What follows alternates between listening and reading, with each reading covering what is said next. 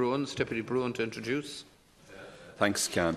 Well, obviously last week we had an opportunity to discuss Brexit again with the visit of Michel Barnier, and just to commend the Cian for his role in allowing the Dáil to have that discussion, I think, which is very valuable. But one of the concerns I think we have is that the impacts already of Brexit are beginning to be felt on our country, and one of the areas that has been certainly made known to me is in relation to the motor trade.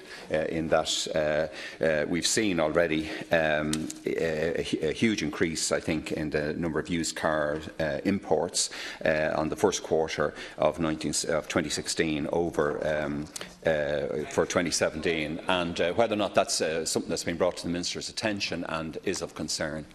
Thanks. Thank you. This government, through the Action Plan for Jobs, has taken decisive action to support all sectors of the economy recover from the deepest recession we've experienced in recent decades. This sustained focus on job creation has resulted in the creation of over 209,000 additional jobs since 2012. The unemployment rate has declined from over 15.1% in 2012 to 6.2% in April of this year.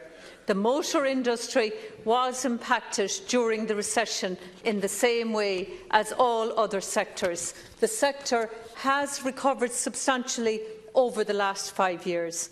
New vehicle registrations reached their highest level since 2009 last year. And while the data for the first 4 months of 2017 indicate a decline of over 9% compared with the same period last year, registrations remain above the levels in 2015 and immediately preceding years. CSO data is also indicating an increase in imported vehicles being registered, in part reflecting the weakening of sterling and the consumers seeking value for money. The outlook for consumer spend remains positive. According to data provided by the Department of Finance, personal consumption expenditure is growing.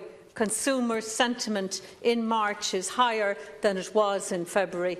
Headline retail sales are up, and the total number of private cars has increased over the year. Overall, consumer spending, employment trends and taxation receipts confirm that Ireland's economic fundamentals remain solid. This positive outlook should continue to benefit the motor sector in its recovery to a sustainable level. In addition, my department is undertaking extensive preparatory work and consultations to anticipate the impact of Brexit on key sectors, including the retail sector.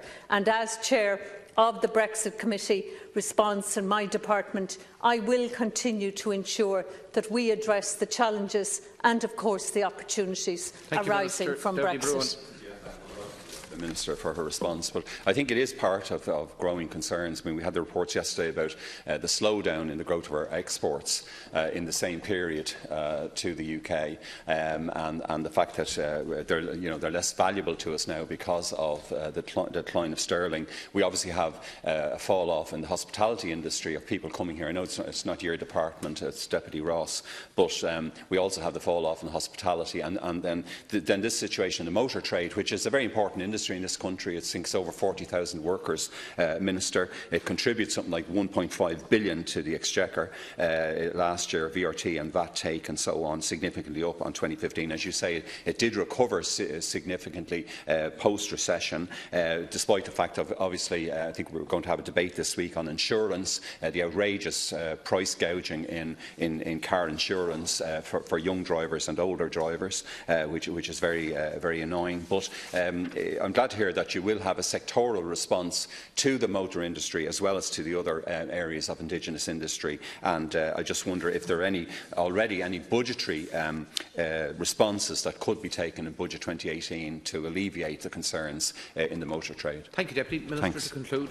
Thank you, Deputy, and I hear you. And what you did say was there was a slowdown for the UK exports, but I do want to make sure and make it very emphatic here that overall The Enterprise Ireland companies exported 21.6 billion in 2016, and in 2015 they exported 20.5 billion. So it actually went up 1 billion in that year, and we're continuing to monitor it. And I know I said it here earlier, Enterprise Ireland are making sure that companies now reach out to the Eurozone, and we have put a target of 50% increase by 2020, and I'll be making sure, that we'll help Enterprise Ireland and the companies that they support make sure that they reach those targets.